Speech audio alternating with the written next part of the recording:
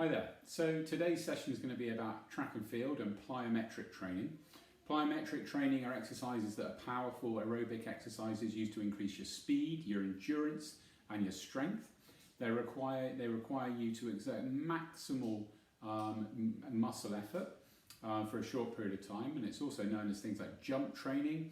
Plyometric exercises usually are geared towards sort of elite level athletes in top condition. However, the following exercises that I'm going to put together have been tailored to suit you so that you can improve all of your fitness for those games that we play.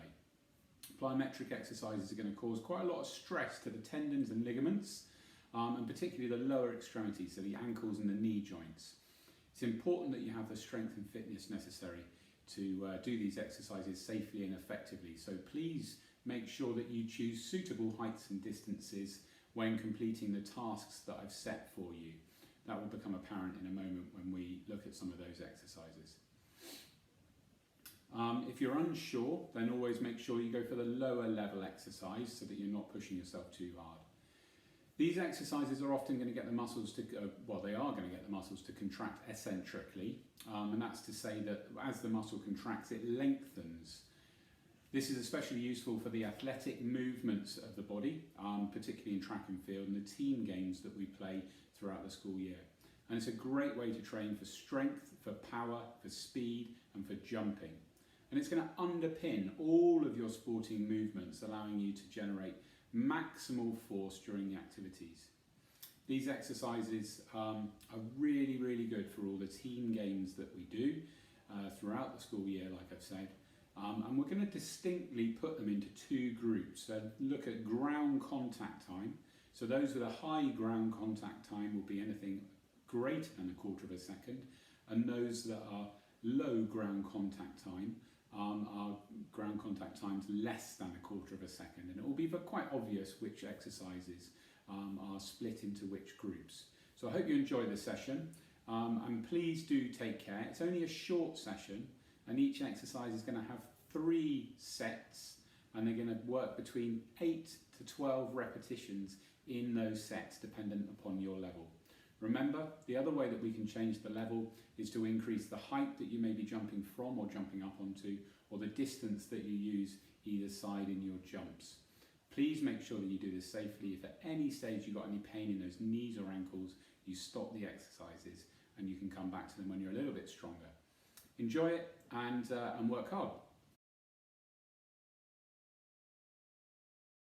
So the first exercise we're going to do is a stair hop, and the stair hops look like this. You can either go to your actual stairs in your house, or I'm using one of these little step up stools, and I'm going to use the lowest level because it's quite a tough exercise. So I'm going to do, like I say, 3 sets of 8 to 12 repetitions on each leg here.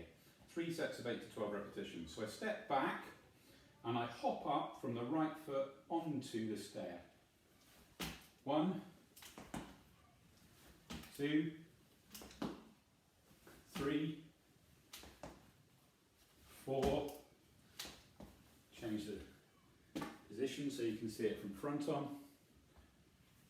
5. Notice the hands. We're using the hands to help drive the opposite knee up, and we're trying to keep nice and square on as we do the exercise. That's 8, and I can already feel my right quad burning. Whoop.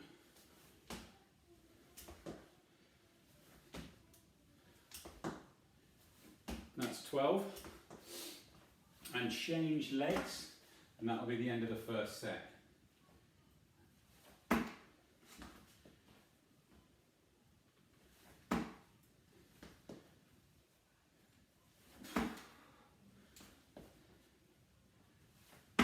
You'll find that you probably have one leg that's a bit stronger than the other. Really work on the technique here as well as you're doing this. So we're driving the opposite knee up. I'm going to change angles so you can see that on the left leg again. So it's the left leg that I'm working on. Hop, hop, whoa, wrong arm. Hop, and one more. Hop. Okay, 3 sets of that, 8 to 12 times.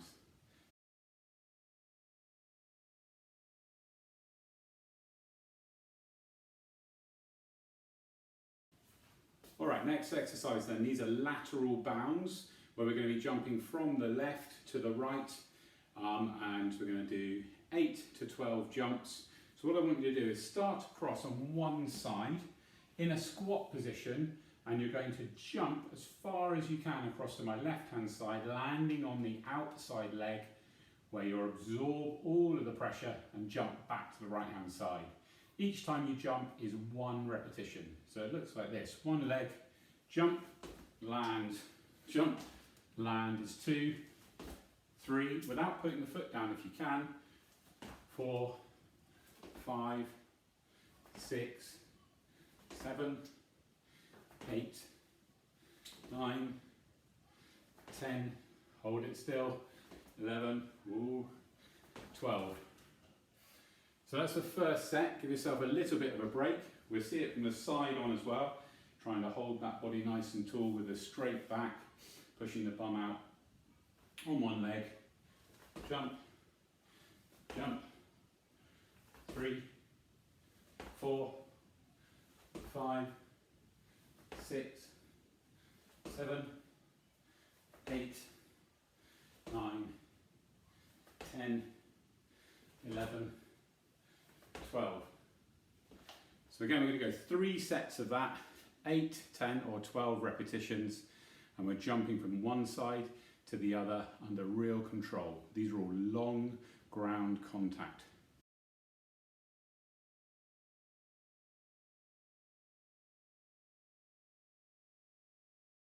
The next exercise is a box jump.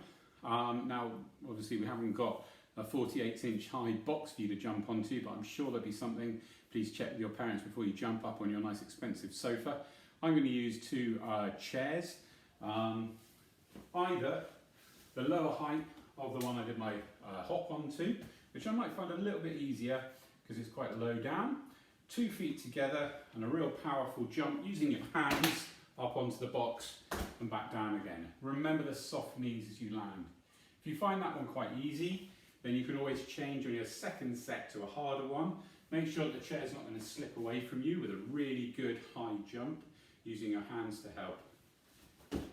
Up, down, soft knees, up, down. That's 3 I've done in total, and so on. Soft knees as you land. Oh, that wasn't very good. Didn't go all the way up.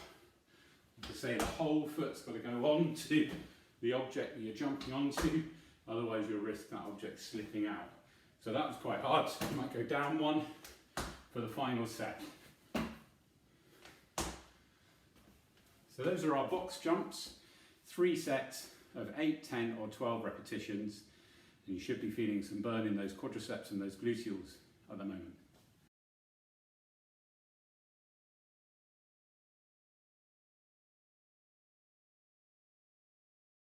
Next exercise is the reverse lunge, knee up. So what we're going to be doing is going backwards in our lunge, and we are going to be driving the opposite knee up in the air so that your foot leaves the floor. We'll have a little look at what's going on here from the side to begin with. So we're going to work my right leg first, and my left leg is going to be going backwards. So I go all the way back with my left leg, touch my hand and my foot on the floor, and drive my knee up. Without touching that foot on the floor again, notice it's quite hard to balance.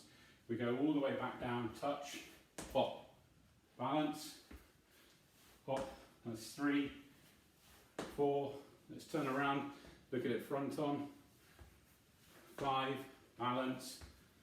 6, balance. 7, 8, 9, 10. And then we would change legs. So this time I'm going to be working my left leg. Down we go, jump up, balance, jump up. Powerful, explosive drive up with the opposite knee, using the hand to help you. See it from the front on. Touch, up, balance. Good. Okay, 3 sets, 8 to 10 or 12 repetitions on each. Make sure we balance that core all the way through.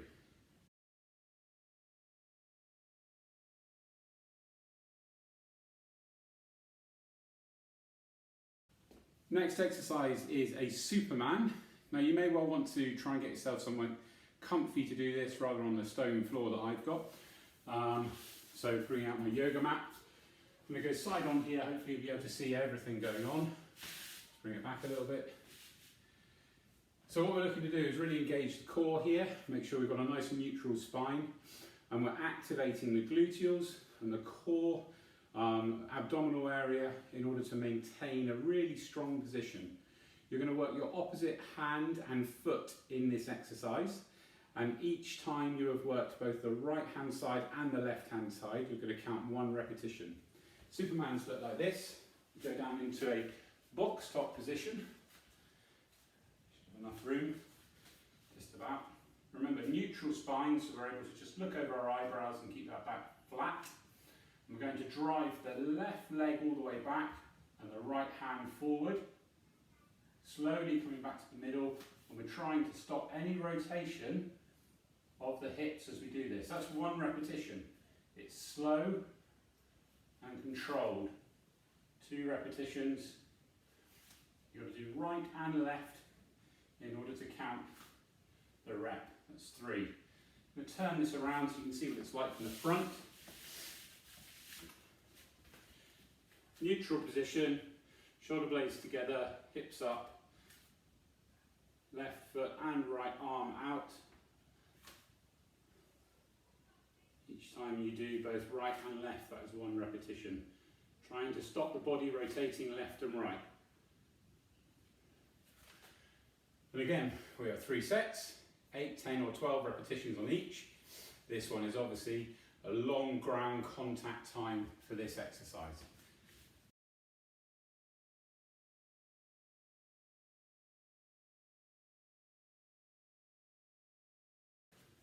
Next exercise is the gluteal bridge. Again, we're going to stay with a mat on the floor here. You might want to make this exercise a little bit harder if you've got a Bosu ball at home. So that was one of the, if you've been in the gym, it had the flat bottom and it had like a domed ball on top. It just creates some instability, which is really good to activate your core. If you haven't got anything like that, then you can use your little step up, or you could put perhaps a pillow there, just to give yourself some instability. So I'm going to start without. The glute bridge looks like this.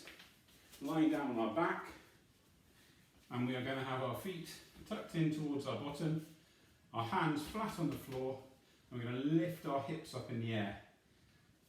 From this position, what I want you to do is work the left leg for 8, 10 or 12 repetitions, and then the right leg. We're trying to make sure we don't lean left or right. So from this position, pushing hands into the ground, slowly lift up, left leg, 8, 10 or 12 times, 3, 4, really keep those hips up, 5, you're having to work the right glute here, 6, keep on pushing into the ground, 7, really work that glute on the right hand side, that's my 10, and then what I'm going to do is I'm going to show you how to do it and make it a bit harder. So I might want to bring in here my step, just so I can lift myself up off the floor a little bit higher. So foot on the step, lift up the hips, and off we go with the right leg. 1, 2, 3, 4. Remember the left glute's the one working now. 6, 7, 8, 9, 10. Okay, those are your glute bridges. Really slow and controlled, activating the gluteals and the core muscles there.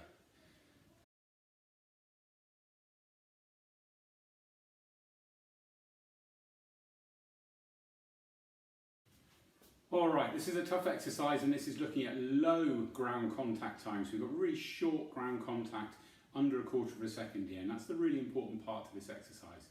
So we're going to jump down straight back up again. You're going to come down off a chair off a couch, off a step, it doesn't matter what, so long as you jump straight back up again and we have that short ground contact time, that low ground contact. Jump down, explode up. So I'm going to come off my chair. As soon as I land on the floor with soft knees, I want to explode back up again. Short ground contact time.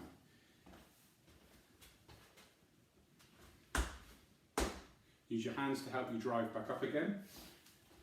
As soon as you land,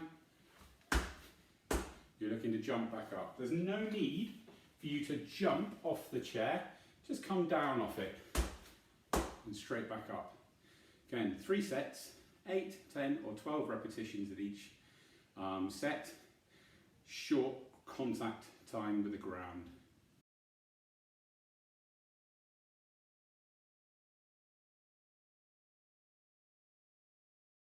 Okay, final exercise then are wall sprints. Really short, low ground contact time movement again. I'm going to use a cushion or a pillow just to put against the wall so we're not putting greasy hands on parents' nicely decorated houses. So we lean up against the wall, and what we're looking for is a really short ground contact time. So I'm going to lift my left knee in the air to begin with, and I'm going to drive it down to the bottom whilst I drive my right knee up, and do 2 steps. So it goes like this. 1, 2, 3, 4, 5, 6, 7, 8, and of course 8, 10 or 12 repetitions. Change legs.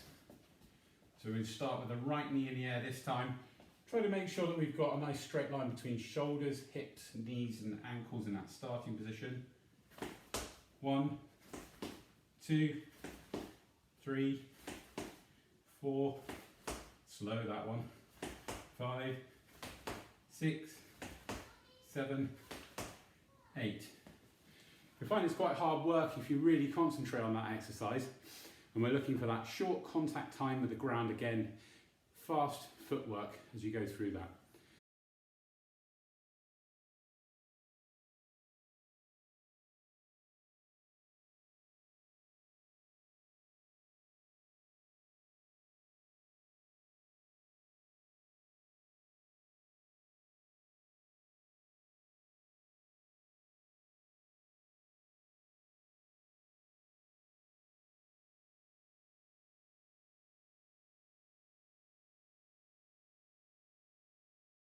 Okay, that's the whole thing done back to back.